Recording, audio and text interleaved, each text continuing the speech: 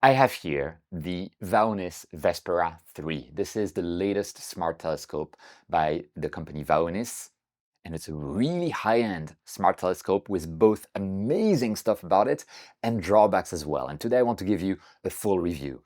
So it's going to be a long video, so I'll make sure to have chapters down below so I can go into every detail of that smart telescope so you know exactly what you're buying if you buy it, because it is a significant purchase, quite expensive, so you want to make sure that you're getting what you want to get. So smart telescopes, if you're not familiar with them, they're basically automated telescopes with a camera inside them. Then you control them via your smartphone, and it can basically suggest to you targets to explore during the night, depending on the time of the year, the time of the night, and your location. And it will point itself automatically to those targets, and it will start taking pictures of those targets like nebulae, galaxies, star clusters, all types of good stuff like that. And the more it takes pictures of the target, the clearer and clearer the target becomes. It's honestly a lot of fun, and this is one of the most premium offerings that there is on the market. One of the other brands are towards much lower price range. There's the Dwarf Lab Mini and the Dwarf 3. There's the ZW C-Star S30 Pro. And in terms of very large smart telescopes, there's also the Celestron Origin 2. So there's a lot of range that's available, and this sits pretty much in the middle. This has 50 millimeters diameter optics, and it has a focal length of 245 millimeters, so it zooms in quite a bit, just a good amount for a lot of nebulae, a lot of planetary nebulae, which is basically the remnants of dead stars or dying stars, and also good for a lot of galaxies as well and star clusters. Very good Goldilocks zone compromise. It's not going to be very good for planets like Jupiter or Saturn. You'll be able to see them and see some details on them, but probably it will whet your appetite and then you'll be frustrated that you cannot zoom in more. Planets are a whole different ball game, and I don't think there's a lot of smart telescopes that are able to really take good pictures of planets. Also, right now, as I'm taking this video in July 2026, it is the only smart scope of this size of 50 millimeters optics available on the market. It used to have a competitor called the C-Star S50 that had very similar specs on the optics, but that one has been discontinued, and sometime in the future, we don't know when, the C-Star S50 Pro is kind of like being expected from ZW, but we don't know when that is going to happen. So right now, it kind of like stands alone in this class of optics. Now, this smart telescope is the successor to the Vespera 2, which I've reviewed on the channel, and it's still on sale, by the way. So if you're interested, you could watch the video that I link above or down in the description, because that could be an alternative if you're interested in this smart telescope. The Vespera 2 is cheaper, obviously. And honestly, I think it's everything the Vespera 2 should have been, although it has some serious drawbacks as well. So I really want to go into everything in this review so you have a good idea of what you're buying. So it has, by the way, in terms of specs, so we already mentioned the optics, 50 millimeters aperture, 245 millimeters focal length for a focal ratio of f4.9.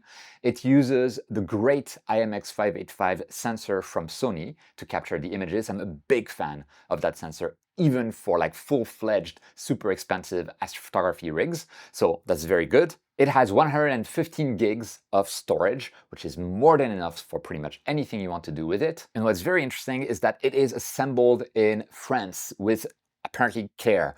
And I can attest that the optics are excellent and the mechanics as well, the gears, they sound excellent, they sound very smooth, and the tracking was also very smooth in practice. And that's one of the big advantages with this smart telescope, is that you know that you're not playing the optical lottery or the mechanical lottery when you're buying this. When I reviewed some other smart telescopes, like the S30 Pro from C-Star or the Dwarf 3 from Dwarf Lab, I got very good optics. But some others who bought the same thing reached out to me to say like, hey, I have like pinched stars, or the star shapes are not good. What's going on? And there were quite a few. But for the Vespera 2, there's quite a few people who reached out to me to tell me that the optics were perfect. So this is the type of telescope that's premium enough that there is an insane amount of quality control, meaning that you are guaranteed good optics and good mechanics. And that's one of the big advantages of that thing. And it needs those advantages because of the price. I'll get to the price in a moment. By the way, the optics, they also come with continuous autofocus, so you stay in focus throughout the night, whereas when you have large temperature changes, you tend to drift out of focus. Not this guy. And that feature used to be unique until a month ago, when the C-Star actually released a very similar feature that I've tested in their smart telescopes, and it works quite well as well. So it's no longer a unique selling point. What is a unique selling point is the battery. The battery on this thing lasts forever. It's rated for 11 hours, but I've used it for an entire night, like something like 8 hours, and then left it on and just like communicated with it via the app and done some image processing from the app. And I think it lasted like 12 hours, something like more than expected. I've also noticed that it has a hygrometer, so a humidity meter effectively, with a temperature sensor directly embedded within the telescope. So it knows how to heat the front element lens to avoid any dew forming, which is very important.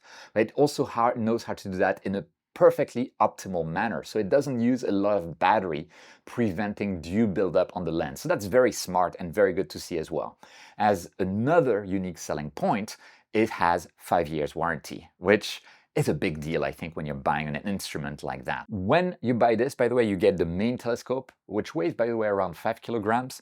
You get this tripod here. You get a very nice feeling cover that's vaguely sexual on that you can use to protect your investment.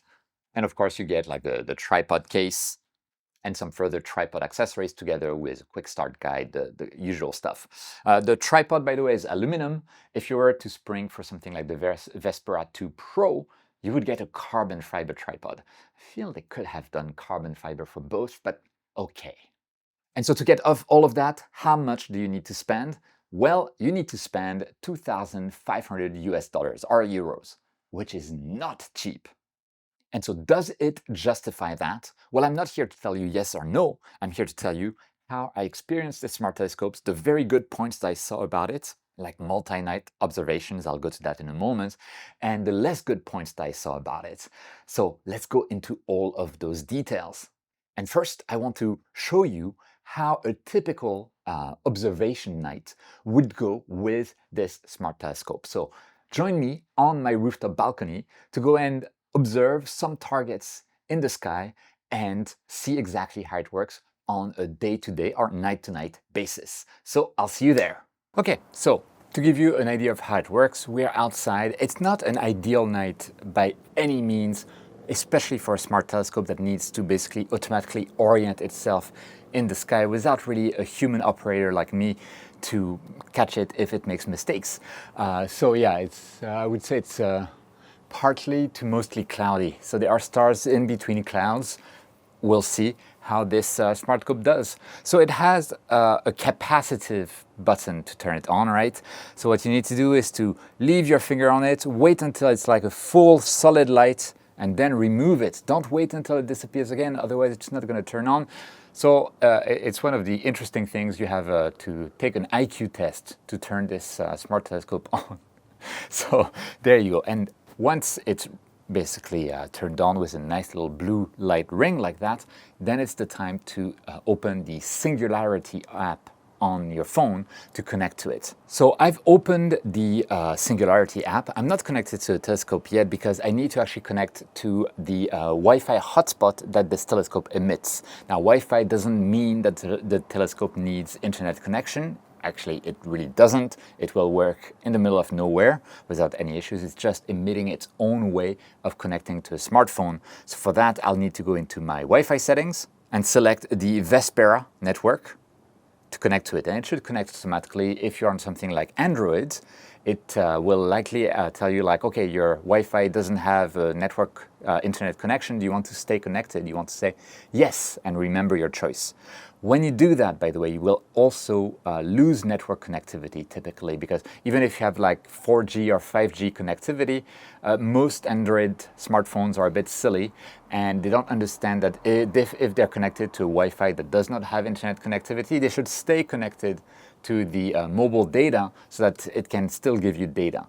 A workaround I found is a free app, at least up to 2 gigs of data per month, which is Speedify. And what Speedify does, it mixes your Wi-Fi network with your mobile data. And so when you're connected to something like this telescope, well, you can have access to both mobile data. You see 4G is written, as well as the Wi-Fi. So it's a little workaround there. And it is what it is. It happens with some other smart scopes as well. For other smart scopes, you have a workaround, which is to use their station mode or infrastructure mode, meaning the smartphone connects to your home Wi-Fi or your phone Wi-Fi, if you have one. But here, it doesn't have this feature, so we have to make do with something like this Speedify app to have both connections working at the same time. Okay, so now I'm back in the app, and it should momentarily detect that the instrument is indeed connected. There it is. And it's low on battery. That's probably because I've used it too much. Sorry about that. Hopefully it's gonna last for the time of this demo. And really, the first thing we need to do is to initialize the telescope and let it be effectively. So I'm just going to click Initialize, and we'll wait. And we'll wait for a little bit of time. You see the scope opens itself. I'm going to turn off the light on the balcony, and I'll let it work until it's done doing its initialization. I'll tell you how long it took as well. Okay, and here we are. The initialization is successful, and it took pretty much exactly 4 minutes. So I'm going to close, and now we can look for a target. So I'm gonna tap on look for a target, and we can look for any target that we like. What's very interesting is you have on each target, you can see we have a recommended time of exposure, we have the altitude above the horizon right now, and we have the rough direction in which the target is. Now it's very important if you're on a balcony with limited visibility, because you will have some idea of which targets are visible to your telescope right now. So I think M27 is actually a bit too low.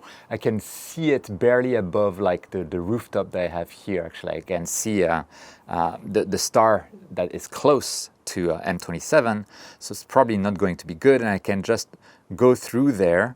And I think what I would like to look at is maybe the Ring Nebula, because I see Vega there.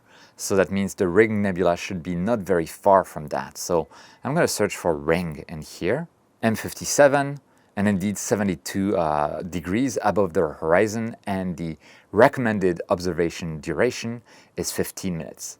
Now, one thing that's very interesting with the Ring Nebula, it's a planetary nebula, so it's basically the remnants of a dying star, and it emits in a very specific wavelength, and that's a great opportunity to actually change the filter on this telescope and put a narrowband filter, a very strong light pollution filter that's perfect for this kind of nebulae that emit their own light, just like the Ring Nebula.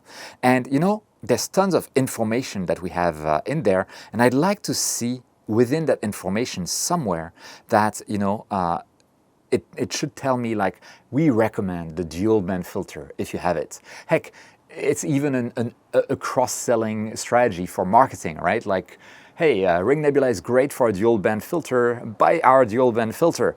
So I think it's a missed opportunity here to tell us how to observe this. But for now, before going to M27, I'm gonna set the filter on top of the telescope, right? So for that, I'll just open up the filter, and by the way, I have measured this dual band narrowband filter in my spectrophotometer. It has 12 nanometer full width half max band passes, which is not great, not terrible. It has also a transmittance at the top of those band passes, slightly short of 90%, which for the price of that thing, and I'll get back to that, is a bit disappointing, to be honest. But you know, we'll get back to that. At least the band passes are well centered on the wavelength that they are meant to pass, right? This is something that if you're not familiar with astrophotography, you may not know. Filters, their advertised specs and what you get may be different. And unless, like me, you have a spectrophotometer to check, there's no way you can be the wiser unless it's really a bad filter. Anyway, let's put it on. This is definitely not a dud. This is well-centered, well-placed band passes, exactly as per specs. The only disappointment is I would have expected to see a transmittance above 90%. It's slightly below 89, 88%. So let's place that on. And you can see if I go back to the home page here and look at the telescope, here right next to the humidity and the temperature of the telescope, we can see the dual filter is on. So it has indeed noticed that we are using a dual filter. Okay, so with that, let me go back to searching for a target. So look for a target. I'm going to go back to the Ring Nebula, M57. And it's a bit behind clouds, but we're going to try. We're going to try. Now we have the choice between observing directly, and if you're just having fun under the stars, that's what I would recommend doing, or going to an advanced mode where you can set up like a mosaic, like you can have your field of view. But M57 is actually a very small object, so we don't need any of that. I'm going to put standard, and it's going to give you a circle there. That's what we want, or simply enough, just tap on observe and let it do its thing. So now it's going to try to find M57 through some clouds.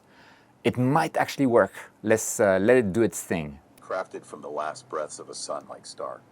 While we're doing that, planetary nebula, not linked to planets at all, but the okay, I'm muting that for a moment, but basically you could hear I have an AI assistant telling me like, okay, what are we going to look at? And it's quite interesting. I mean, it's basic, but it's fun.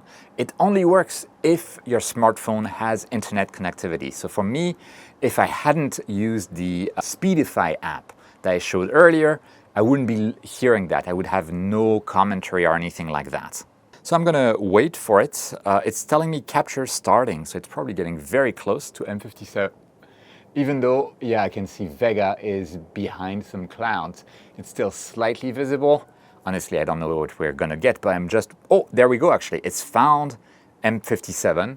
I'm actually kind of impressed through some thin clouds, and hopefully we should see it appear very soon. And there we go actually. So what's going on here? I'm going to zoom in. You can see the Ring Nebula there.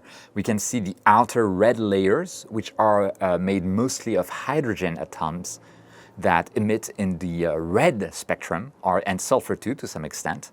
So sulfur and hydrogen atoms at the outer layer, and inside there's a lot of blue and blue-green, and this is due to oxygen atoms. And we're able to see that because we're using the dual band filter here. And you can see the telescope is, if you look at the very top here, you have a certain amount of time there. This is the time of the total exposure that you have on the target. And what's happening is that the telescope is taking a lot of 10-second exposures, one after another, and just like stacking them on top of one another to simulate a very long exposure on your target. So you can see the target will reveal itself gradually. This is a good time, by the way, to look at the stars themselves. Very nice stars. I will say there is something very interesting we notice, is that the stars to the corner of the frames are very, very well controlled. These are really good optics. And I would say that's one of the biggest strengths of this telescope. Not only does it have excellent optics and excellent gears as well, and all of the mechanics are very good as well. And I think everything is assembled in France. And also, you don't get any lottery. Because with some other cheaper smartphone brands or smart telescope brands, I've seen that the sample that I received for review and the optical quality of telescopes in the wild might actually not be the same. That hasn't been the case for Vespera. I've reviewed the Vespera 2 before. I mean, everyone that I heard from who got one told me they also had excellent optics. So that is one of the biggest strengths and one of the reasons why you would be paying a price premium for something like that, is to make sure that you have the best optics possible. Now, another thing we can observe in here is that the algorithm within the scope that basically presents the image to you, and we have more and more clearly defined the Ring Nebula here at the very center, it seems to privilege having a lot of contrast. So the background, the sky background is very dark and the object is quite bright. And that's what we're basically seeing here on this Ring Nebula, which is a very small object. That's why we see it as small, and I need to zoom in a lot. But you know, it's an interesting way of presenting the targets, that they're like punchy and visible. But for other telescopes, they're a bit more let's say, generous of the sky background. They don't try to darken it too much. And I personally prefer presentation when the background is not so dark. And this is a very small target that normally I would require a larger telescope to really capture, but it's being able to capture that, and we only have, 2 minutes of exposure on this target. And the more we wait, the more the integration time, the amount of time that we're spending on the target is longer, and therefore the more we see details in there. And I think that's pretty fascinating. Now I'm going to show a drawback of this telescope. This telescope, when it's taking its 10-second exposures and then combining them together to get you this image, it does, in between the exposures, something called dithering. It basically just means that the telescope will move a tiny little bit in between exposures, and that helps control noise. It helps get a better image. And when you're taking a picture with your smartphone, if your smartphone has optical image stabilization, it actually does the same without even you knowing it. So it's a common kind of strategy. It helps avoid hot pixels in your image, but it's not perfect. And you can see on my image, and I've seen it in a lot of other images, you have those rows of green pixels there, right on to the north, or to up from the main nebula target. And those are hot pixels that are being placed in kind of this grid/line pattern due to the dithering. And ideally, the dithering would actually take care of those. We would not see them anymore, but here they remain. And one way of dealing with that would be to take what we call dark frames. But unfortunately, the Vespera 3 cannot take dark frames automatically, and so it cannot avoid that. The Vespera 2 Pro, which is more expensive, can take dark frames automatically, so it would not suffer from that. The C-Star series, or the Dwarf series, which cost much less, can do automated dark frame calibration. So this is a clear negative point about this telescope. And honestly, I'm a bit miffed that something as basic is missing from the telescope. If you're lucky with your sensor, you might not get something so close to the center. But the particular sample I have, the sensor does have that close to the sensor. So yeah, tough luck. Now I'm an experienced astrophotographer. So this telescope lets me take dark frames manually if I want to. And then I can do my own processing to get rid of those pixels. So it's fine for me.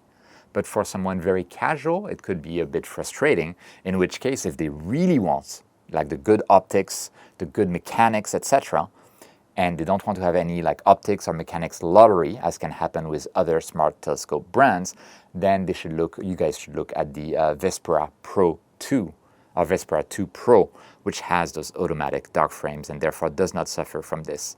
And as I'm speaking, we can see more and more this image being revealed. And we have 3 minutes and 40 seconds of data, and I can play back like the enhancing of the image through time. I really like this feature on the Vespera. It's something I haven't seen on any other smart scopes, but it really tells us like, okay, the time you're spending on this target is well spent. Thank you for spending that time, right? So I really like that. Now, when you take an image as well, at any time you can click that plus button, and you can choose to, save the photo, share it, etc. But there's this red icon here called Sky Color. And this is the processing tool of the Vespera, which I think works really well. Okay, so we're ready to edit. I'm going to click Edit Now. And I can zoom into the target, and I can choose either denoise or starless. And it's a bit confusing to me why I can choose either one or the other, but I've discovered that starless actually also does denoise, but it can be, as you can see, far too aggressive. I'm going to choose denoise, which is much better for this particular target, and tap on Next. It's going to prepare that. And in here, I can choose the level of denoising. I don't want to be too aggressive. And I can change parameters like the vibrance of the image, like the saturation of my image, like the contrast of my image, to really look at the ring nebula and all of its colors. And there's also something called palette that lets you change the view of narrowband targets, but it's not really good for this particular image. But there you go, it's a much punchier image with some processing there. So that's something you can accomplish. I'm gonna cancel my changes because remember, we're in Tokyo. It's one of the most light polluted cities on the planet. We're imaging this small target here with a telescope that really for this target we need a bigger telescope. So yeah, it's not ideal conditions at all. So let's say I'm done with this target. I don't want to wait. I saw it. This is super cool. I can press on back and search for another target. For instance, I could say M13, which is a globular cluster. That's a very good target as well. And before that, I actually need to stop on the Ring Nebula. I'm going to stop the observation, say yes. And if I want to take pictures of M13, because it's a globular cluster, it's a lot of stars put together, I will need to actually remove the dual band filter that I put on. And again, this is something that I wish the software would tell me that, okay, M13 is better for a different type of filter. Okay, so M13, I'm going to tap on Observe, and it will again go through its little cycle there. And M13 is a different type of target, as I was mentioning. It's a star cluster. Basically, a whole bunch of stars got together, and they failed to become a galaxy, kind of. Oh, and by the way, you can see that I'm an experienced observer, so I knew exactly what I wanted to go observe, and I just told the telescope to go there. But you could see like what to observe tonight. The telescope was able to give you suggestions, as we saw earlier, right? So it's just me hijacking the telescope to go to the places that I want to see. But if you're a casual observer, you don't really have to do that at all. Okay, and here we go. We should be seeing the Hercules cluster M13, and there you go at the very center. You have all of those super cool stars that are gathered into a cluster, and I think that is absolutely amazing. From light polluted cities, even with without any light pollution filter, honestly, globular clusters are some of the best targets to look at because they're just stars. So they're very bright points of light in the first place, and they're very resistant to light pollution. So it's always this kind of target that I would recommend. Okay, we have 1 minute worth of exposure. We can see more and more stars. But let me quickly introduce you to one of the best features on this smart telescope, which I haven't seen on other smart telescope, which is the multi-night observations feature. And you can see there is this enable multi-night button there, and it tells you that you can enable multi-night so that this observation can be resumed later on. This action cannot be reversed, and that's actually something amazing. If I save that, basically it's enabled a feature called multi-night for this target, and it means that later, tomorrow, the day after tomorrow, in 1 week, in 2 weeks, in 1 year even, as long as I still have this target in my multi-night targets, which it's limited to 15 multi-night observations, then it will automatically just resume from where it was without missing a beat. And this is because all of those targets, they're more or less static. So we can resume the stacking, and it just works. You don't need to do anything. And on something like a C star, I would need to just do separate observations one by one, and then use the C star function called Deep Sky Stack to basically like combine all of those observations together. But it takes a long time. I did a couple recently, and just to combine everything, it took like 45 minutes for the C star, whereas this thing, it's immediate, and so you can start just like the day after, resume M13 to get the best data possible. And actually, let me stop the observation and go back to the main page. I'm going to show you there's a resume a multi-night observation here. I can tap on it, and today we are the 17th of July or 18th of July. There's my observation. That's what we did right now.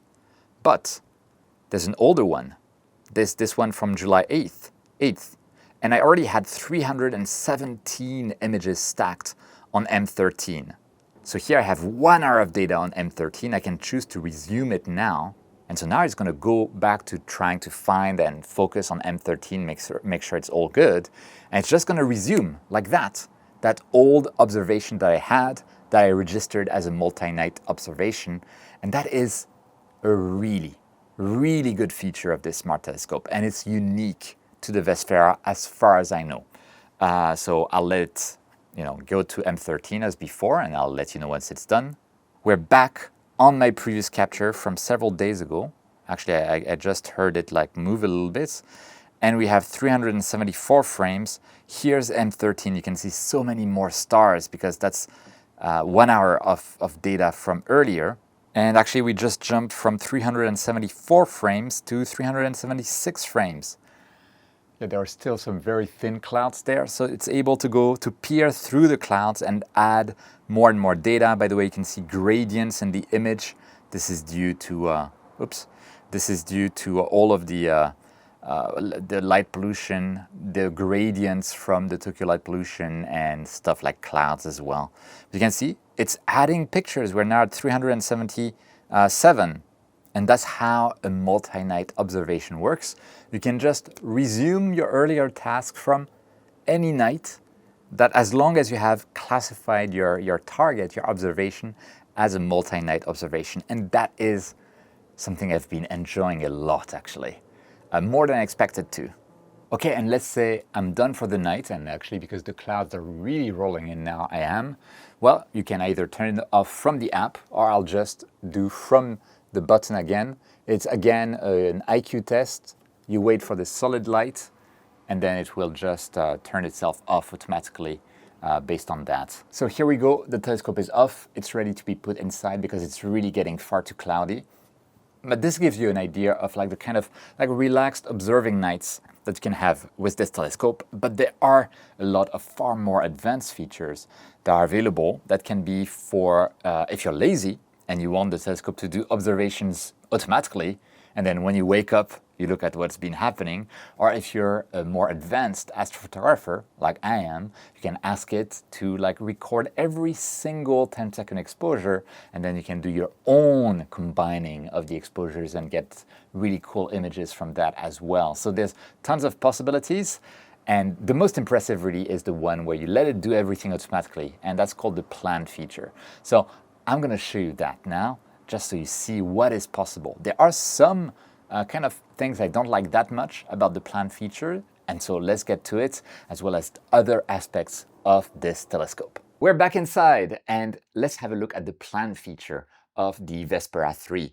So I'm in the app, and within the app, I'll be able to go there and say plan my night. And there I can create a new plan, right? So I'm going to tap create a plan. And after validating my location, I can validate the date. Tonight, 20th of July, it's supposed to be a clear night. So I'm just going to validate that. And then I can have like my YouTube plan, right? Because I'm making this plan for you.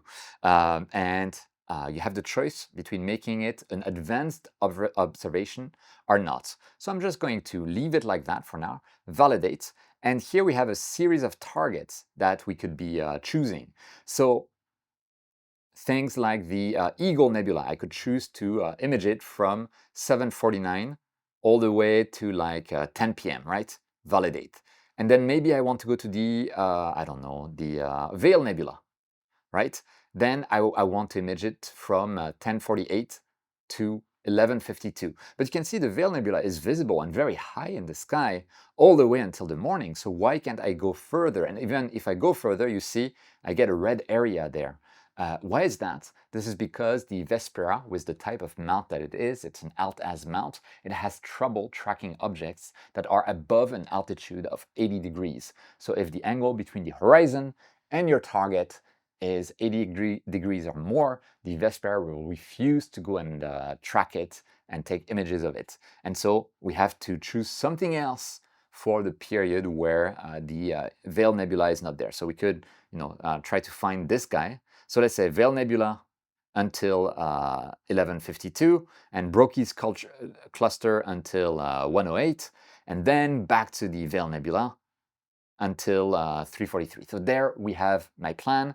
I can save it, and then it's just going to go automatically to each of the targets throughout the night when I'm ready. So tonight, I'll put it on my rooftop balcony, I'll tap on Smart Plan, and then the telescope will do everything automatically. So it's basically unattended astrophotography, but I can choose to also, connect to the telescope via the app and see what it's doing and see what type of results I'm already getting. So I can get the best of both worlds effectively. And then whenever I want to, I can go to bed and let the telescope do its thing and then access the images on the following night. Now, if you make an advanced plan though, so I'm going to validate tonight's day and say my advanced plan.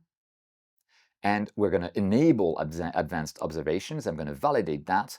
And here you see you have some icons there on the left. You have infinity icons, target icon, that kind of stuff.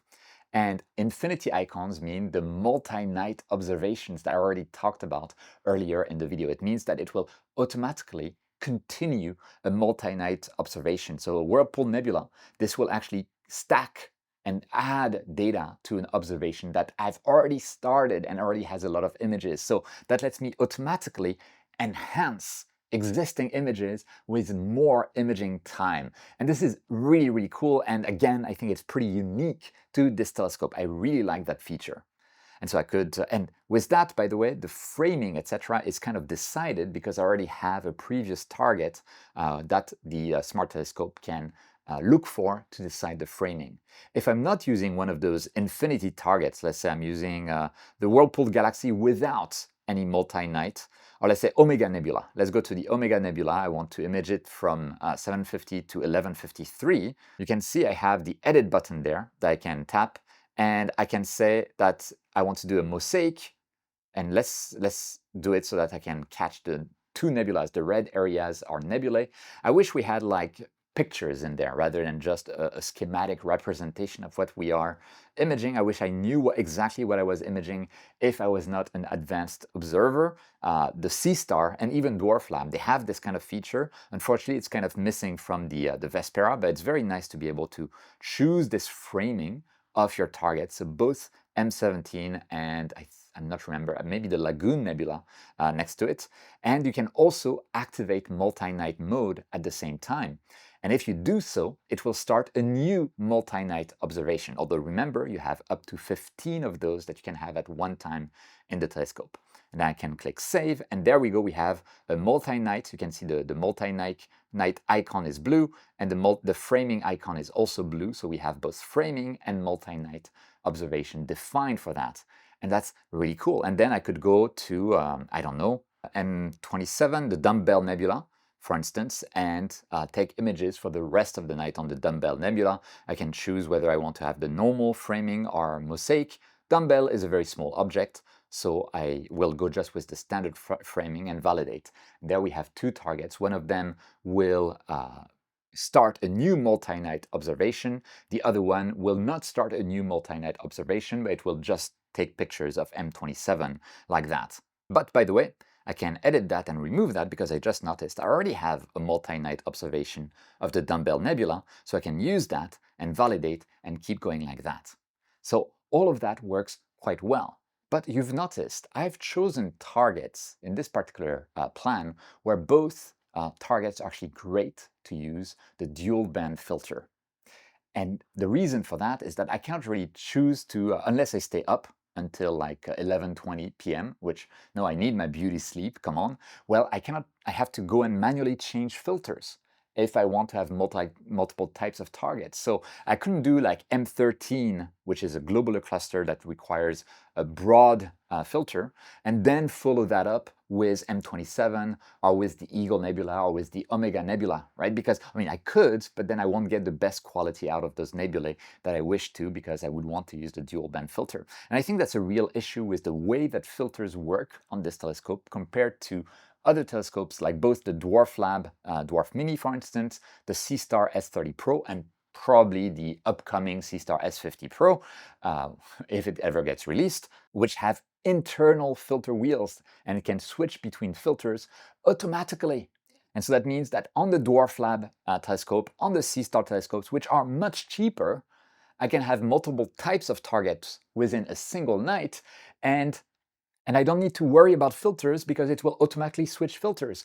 And those smart telescopes as well, they actually know which target would benefit from which filter. So you can override them, of course, but they do the switch automatically depending on the type of targets, right? So this is an area where it shows that the Vespera has amazing hardware, but on some areas of the software, with the notable exception of the multi-night observations and until recently the adaptive focus throughout the night, which used to be a unique feature, but it lacks to some extent on the software side of things.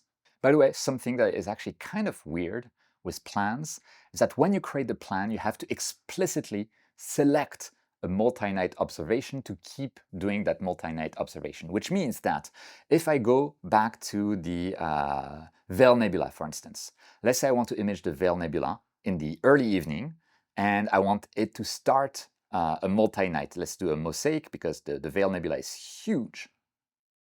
Something like that. By the way, that's pretty awesome that we can frame the entirety of the nebula, but I will enable multi-night mode, and then after the break there, where the target is above 80 degrees, I want to again, I want to validate first, and I want to again select the Veil Nebula. So I'll select it again, and now it's selected the rest of the night.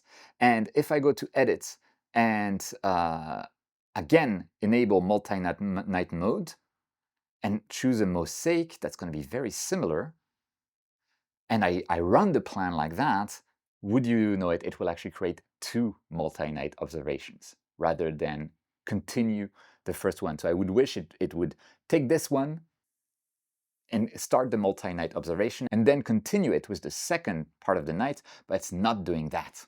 And that's a bit frustrating because it's one of the biggest strengths of this smart telescope. I'll even tell you that when I started using it, I had 2 clear nights, July 9th and July 10th, or 8th and 9th, and I don't remember. And the first night I created a plan, and I specifically told the plan to start multi-night observations on a variety of objects. I think there was like M51, M13, M27.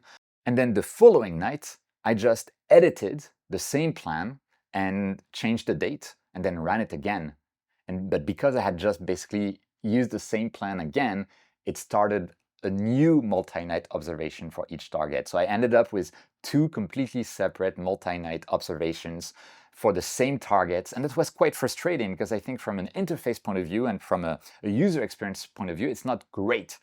And by the way, talking about plans, whenever you want to do multi-night observations in the plans and keep going, you need to select the same filter as before. So you need to make sure to install your filter first.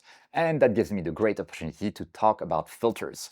So there are 3 filters that are available for the Vespera. But if you're already an astrophotographer, it should be possible to 3D print your own adapter for M48 filters. You'd lose a little bit of aperture, but you'd be able to reuse your own filters, which is a good thing because those Vespera filters, they're expensive on top of the already large initial price. So first, there's the overall light pollution filter, which effectively is a very broad dual band filter. And it costs, I think, $230 or euros. That's what it looks like, and it's good basically for emission nebulae. I think it's a bit expensive for what it is, and it restricts the number of targets that you can image. And for those targets, there's a clearly superior filter that is available, especially if you image from a light-polluted city, which is the filter that I've already shown in the video on the Ring Nebula, for instance, which is the dual-band filter. That dual-band filter, 12 nanometer band passes. I validated that with my spectrophotometer. It has a somewhat disappointing, but it's fine type of transmission, slightly below 90%. But that filter costs $400 or 400 euros. And honestly, I think it's just plain overpriced. I mean, it's like, you think about it, like you buy this filter plus the telescope and you're already at almost $3,000. That's insane. And the same type of filters. There was a filter that's no longer available from IDAS, Japanese company, filter made in Japan, potentially polished by elves under the full moon, I don't know. But exactly the same type of filter, roughly the same size, made in Japan, less than $200. So why is it so expensive? Why is it $400?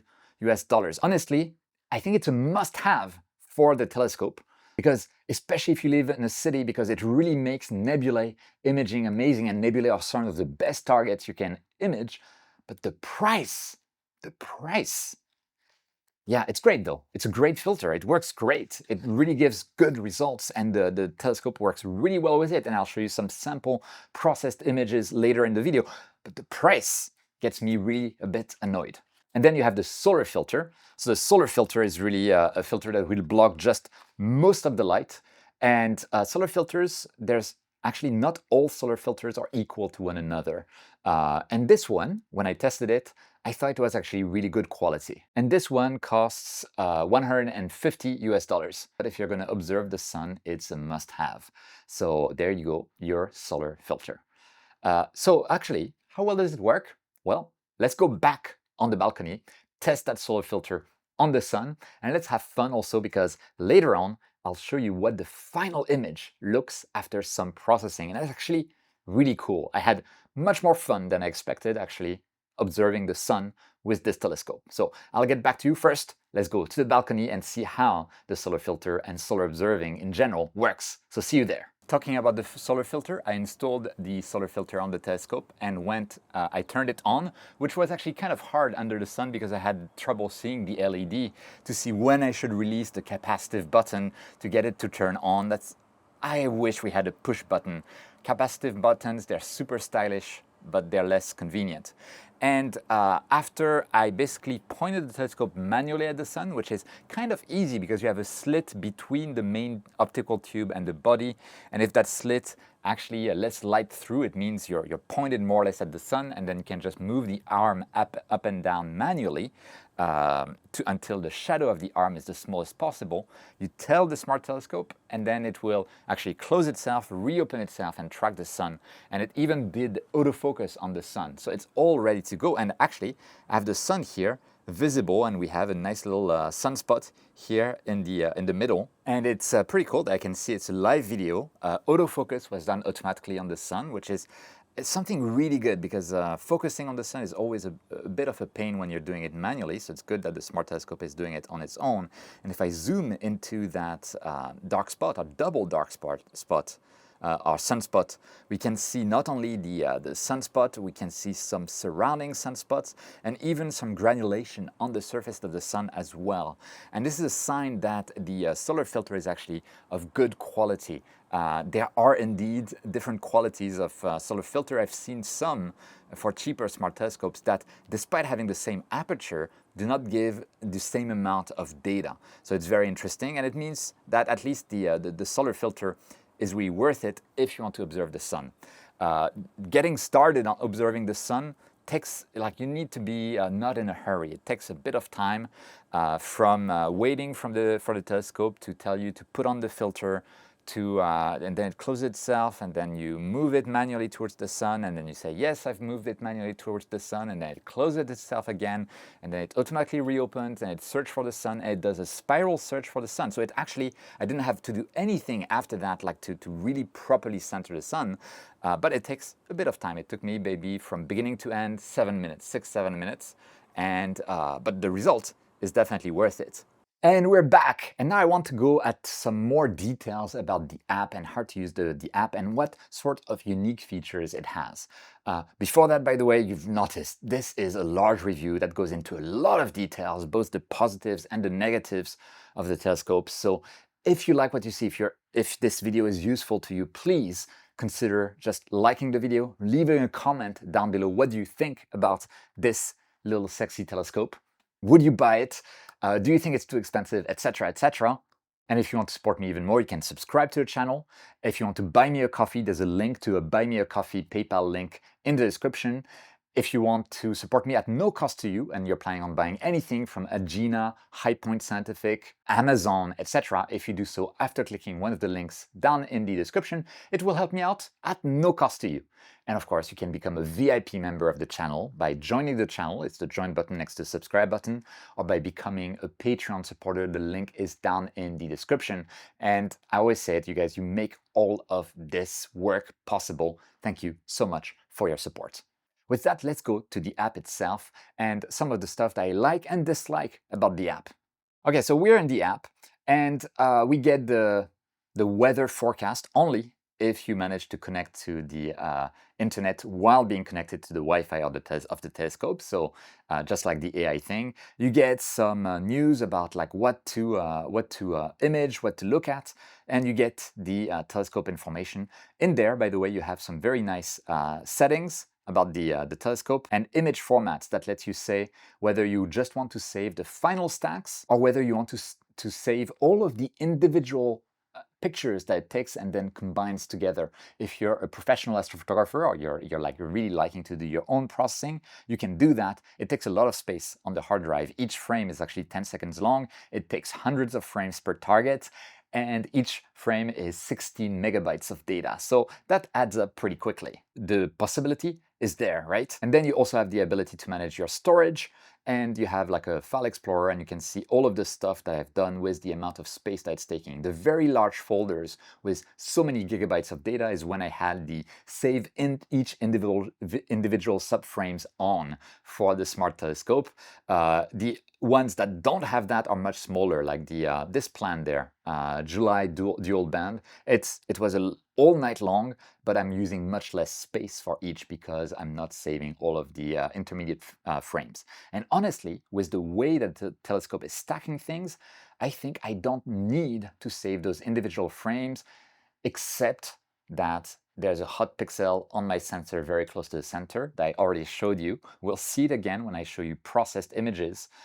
So yeah, that makes me think like, maybe I shouldn't always do the processing manually. Honestly, again, it's a shame that this telescope does not have automated dark frames. And if I want automated dark frames, I need to go for the Vespera 2 Pro, which has a smaller sensor, but it's higher resolution and later generation, and it has a carbon tripod, and it can take dark frames, but it's not a pure upgrade of this telescope. That's why they named it 2 Pro and not 3 Pro. So yeah, tons of stuff to think about. And then there's one more thing, by the way, the expert mode that lets you basically take dark frames as well. So you could do manual dark frame calibration if you wanted to using this mode. And you can also, by the way, do manual targets. So I could create a manual target from something like M13, Hercules cluster. And when I do manual targets, then I can also choose the exposure time for my target, like 30 seconds, a gain of 20 decibels, whatever I took my dark frames at, and then validate that, and will be able, if I save it, I can go to go to advanced, and then change the framing, all that kind of stuff, as usual, and even make it multi-night. So you can create manual targets with specific exposure and gain parameters that map to the dark frames that you took manually, and then also do mosaic and multi-night observation with all of those settings, and that does make advanced operations and observations possible. I will say the app, the interface itself, when they add features, they're very careful to keep the whole layout of the app very familiar. They don't do huge revamps of the app. That can be a bit annoying for C-Star or Dwarf Lab users. Like, it seems that every time I reopen the C-Star or Dwarf Lab app, everything has moved. And I don't know what is what anymore, and I need to relearn from scratch. That definitely has not been the case for the Vespera Singularity app. And talking about some more thing about the app, something that I found was a bit weird is that I cannot find an easy way to look at the album that's on the telescope. What are the images on the telescope? I need to, for instance, go to my resume multi-night observations and tap on one. Let's say I want to tap on this North American Nebula, and now I can look at the image and I can do stuff to it. I could go to my plans and tap on a plan, and yes, on the bottom I have my target, and if I tap on it, oh no, not initialize, I cannot get to it. You know, it's weird. Like, maybe there's an easy way, but at least it's not super intuitive as far as I can tell. But anyway, let's say I have a multi-night session, or I was able to access like the images that I've done in another way. Again, it just might not be very intuitive, and there's an easy way to do that. I just didn't find it.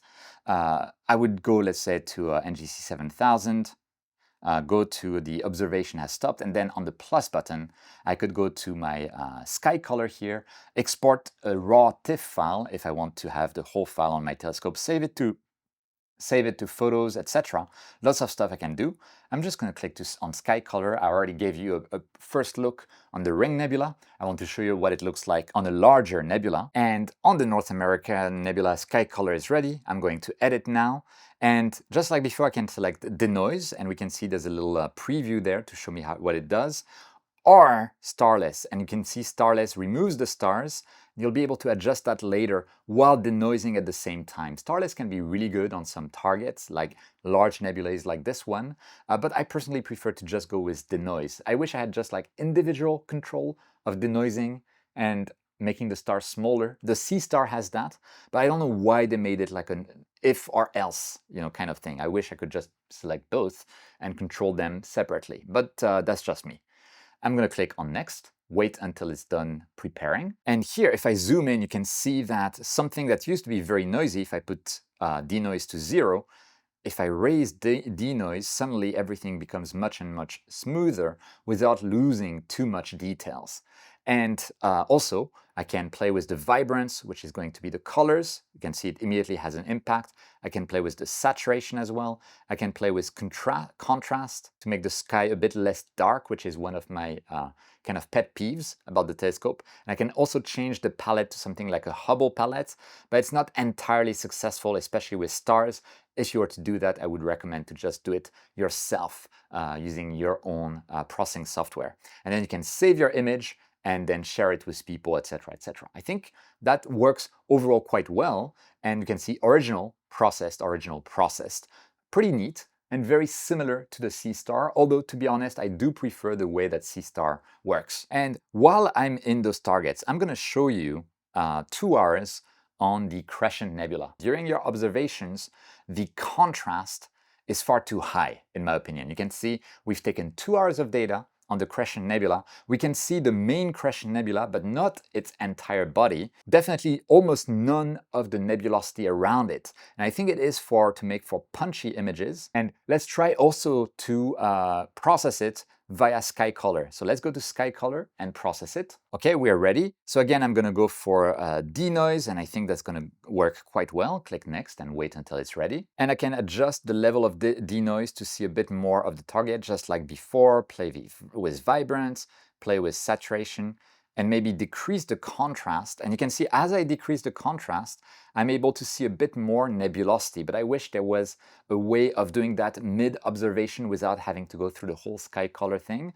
which is something that again is possible with Dwarf Lab or C star, and the ability to maybe have a bit finer control, not just contrast, but also brightness. Like reduce the contrast and the brightness at the same time would probably give me the best onboard image, but you can see how much more of the main nebula I can see now than I was able to see on the initial observation on the nebula. So I think that's another weakness. It's, in my opinion, it's a weakness that the default settings to show you your observations on the telescope are a bit too aggressive in terms of contrast, and so they hide details that you have captured, but the telescope doesn't show you unless you go and process them into Sky Color, which takes a little bit of time. So it would be nice to have some simple controls like contrast and brightness within the preview window, which is possible without going through the whole Sky Color thing and computation. It should be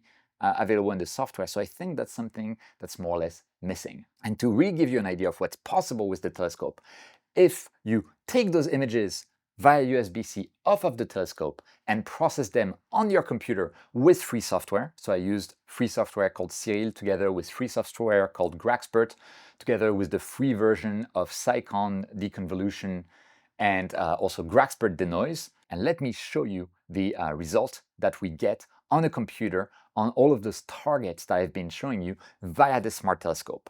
And I think it's pretty impressive, but it does require to learn new things beyond Sky Color to be able to do that. So let's get there. And we're on the PC, and without further ado, let's look at some images that I processed manually, maybe 5 to 10 minutes spent on each image. And here we have M13, which is the Hercules cluster that we looked at during the observation from my balcony through the clouds together. And this is a really cool result, and it's actually better than what I can get through the app, which is normal. We even have like a companion galaxy here, another one there. So a lot of cool stuff there, and we can see the whole star cluster, and I think it's very visible. And another image that I have here is M27, the Dumbbell Nebula, taken with the dual band narrowband filter, and we can very much see the corkscrew structure within this dying star, or dead star basically. There's a central dwarf here in the middle of that, and we even start seeing the wings of the nebula there on the border. And remember, this is from Tokyo in July, the worst possible conditions that you could really think of for this particular telescope. So this is some pretty cool stuff. And here I did have a lot of contrast because it works well on this particular target. And by the way, I also took this target from a broadband filter, so without any filter on the telescope, just to show you the impact of dual band narrowband. And that's what I get. And I had to be far more aggressive with noise reduction. And you can see the main nebula structure, but you don't see the wings at all from the nebula. But it's a different style of thing. One thing as well that I noticed is that on the original image, the stars are a bit soft. And that means that probably the autofocus didn't work as well as it should have on that particular image. I have no idea, but this is something that I noticed, so I thought I would need to mention it during this video. Another cool target, which is M51, the Whirlpool Galaxy. In Japanese, it's called the Komochi Ginga, like the galaxy with child. It's actually two galaxies. And yeah, we can see them. We can even see like the stray of nebulosity at the tip here, vaguely.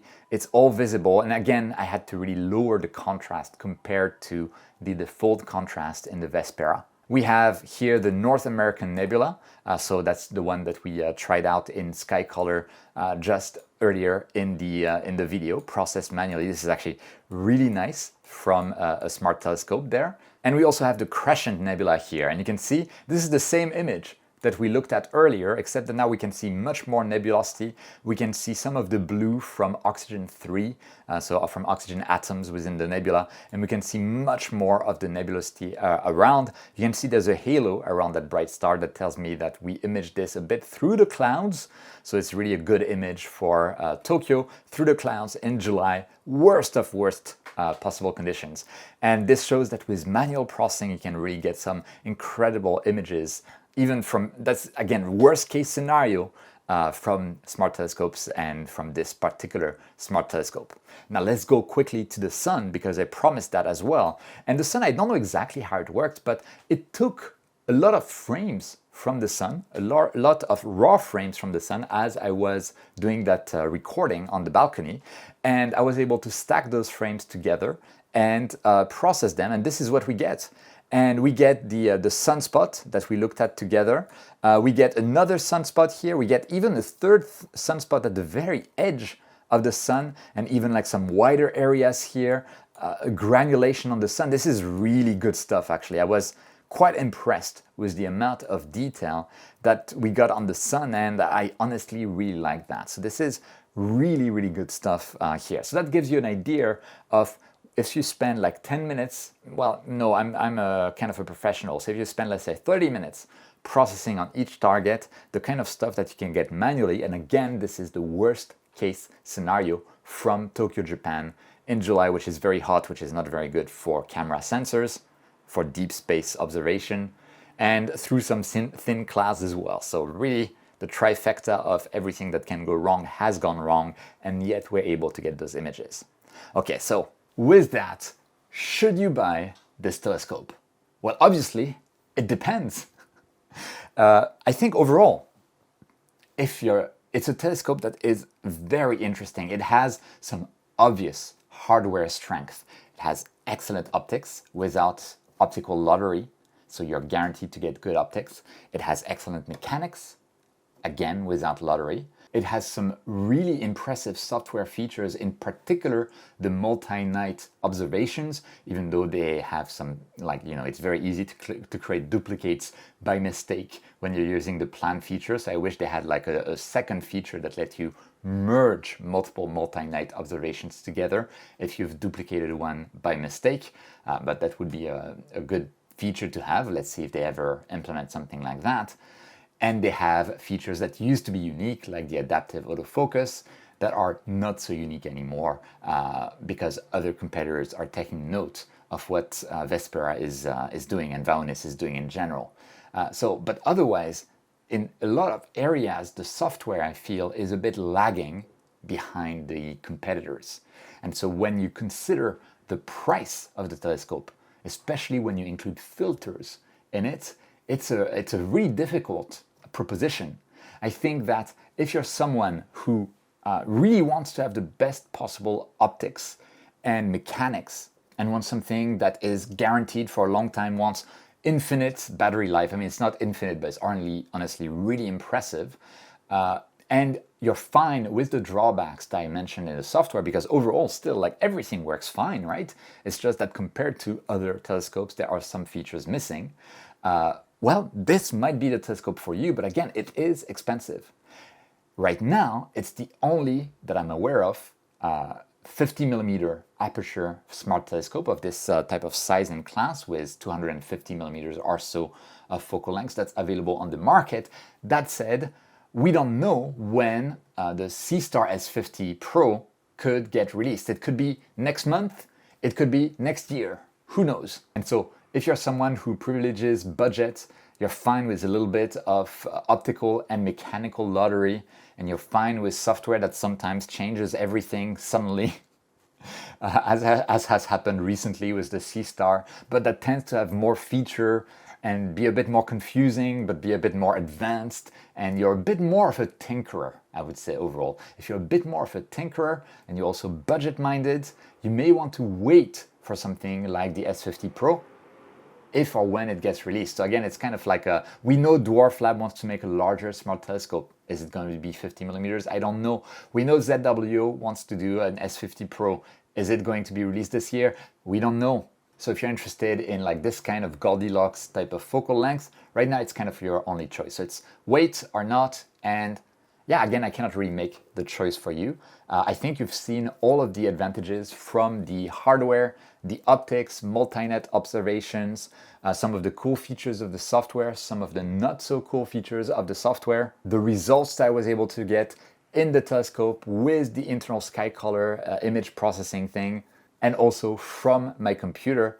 I think you have all of the elements in hand to make your own decision. Overall, on its own, it's an excellent smart telescope. It just happens to be quite pricey, in my opinion.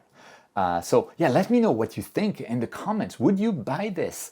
Would you wait for the C-Star S50 Pro if it comes out, or for the Dwarf Lab larger smart telescope if it comes out? Yeah, let me know down in the comments. If you've watched till the end, thank you so much for watching till the end. You can also leave a like on the video. It really helps the channel out. And if you like this kind of really in-depth review, I hope I didn't bore you to death, then you can also click the subscribe button. And if you want to support me even more and you're planning on buying anything from Amazon, Agena, High Point Scientific, etc., if you do so after clicking one of the links that I have down in the description, it will help me out at no cost to you. You can also join the channel as a member, join button next to the subscribe button, or you can join my Patreon, the link is down in the description, or buy me a coffee using also the link in the description. So, and you know, you guys, you make all of this possible. Thank you so much for your support. With that, I hope this was useful. Don't forget, whenever you can, to look up at the stars, and I'll see you next time.